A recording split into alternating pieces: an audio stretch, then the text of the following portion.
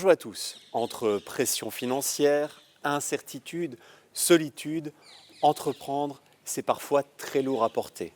Heureusement, des solutions existent, mais il faut les actionner avant qu'il ne soit trop tard. Je m'appelle Bouka Monali, je suis conseiller Hub Info, le service d'information pour les entrepreneurs bruxellois. Après des années comme indépendant et conseiller pour les entreprises, j'ai passé le cap et choisi cette orientation. Quels sont les premiers signaux d'alerte qu'un entrepreneur ne doit pas ignorer ?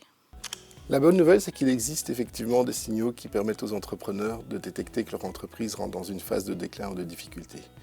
Parmi ces signes, on compte notamment des indicateurs financiers qui permettent de détecter justement le pouls de l'entreprise. Il s'agit du chiffre d'affaires, de la rentabilité et de la trésorerie. En dehors de ces signaux, il y a d'autres facteurs externes, internes à l'entreprise. Facteurs externes, nous comptons par exemple la crise énergétique, la conjoncture économique. Et dans les facteurs internes, nous avons par exemple le départ d'un acteur clé, la perte d'un client, le départ d'un collaborateur ou encore des conflits entre associés. Tous ces signaux sont très importants pour que l'entrepreneur puisse déceler que son entreprise est en crise. Prendre conscience de ces difficultés permettra à l'entrepreneur de garantir la pérennité de son entreprise et de corriger ses erreurs.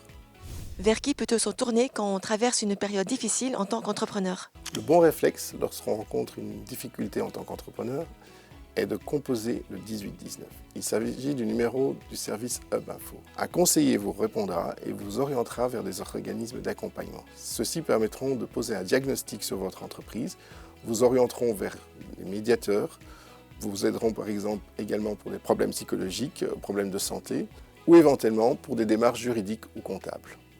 Faut-il attendre d'être au bord de la faillite pour demander de l'aide ? Il ne faut surtout pas attendre d'être au bord de la faillite pour demander de l'aide. Attendre est risqué. Cela peut engager votre responsabilité personnelle et celle de votre patrimoine. Par ailleurs, cela peut engager des coûts. Il existe à Bruxelles le CED Relance. Via cet organisme, vous allez pouvoir poser un diagnostic sur votre entreprise et les difficultés qu'elle rencontre. Ils vont également vous permettre de détecter les points à améliorer.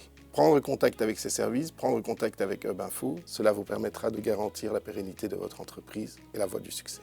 Existe-t-il des dispositifs pour rebondir après un échec entrepreneurial ? Tout échec constitue un apprentissage et une expérience. En cas d'échec, effectivement, il existe en région bruxelloise différents dispositifs qui permettent aux entrepreneurs de se relancer. Nous avons par exemple le programme Revival qui permet à un entrepreneur qui a subi une faillite de pouvoir se faire accompagner, notamment durant cette faillite, mais aussi après, en lui donnant des clés pour redéfinir son projet professionnel, pour rencontrer des autres personnes, des autres entrepreneurs qui ont subi cet échec, pour développer des compétences. Il existe un autre programme qui s'appelle Reload Yourself, qui permet aux entrepreneurs qui souhaitent reprendre une entreprise d'être accompagnés. Il vise également la reprise d'entreprises en difficulté. Comme vous le voyez, il existe des solutions à toutes ces situations d'échec. Contactez les services adéquats, contactez Hub Info et nous vous aiderons. Demander de l'aide à temps fera toute la différence et permettra de rebondir plutôt que de subir. Retrouvez tous nos conseils sur notre site internet. À bientôt et n'oubliez pas qu'entreprendre, c'est plus facile quand on est bien guidé.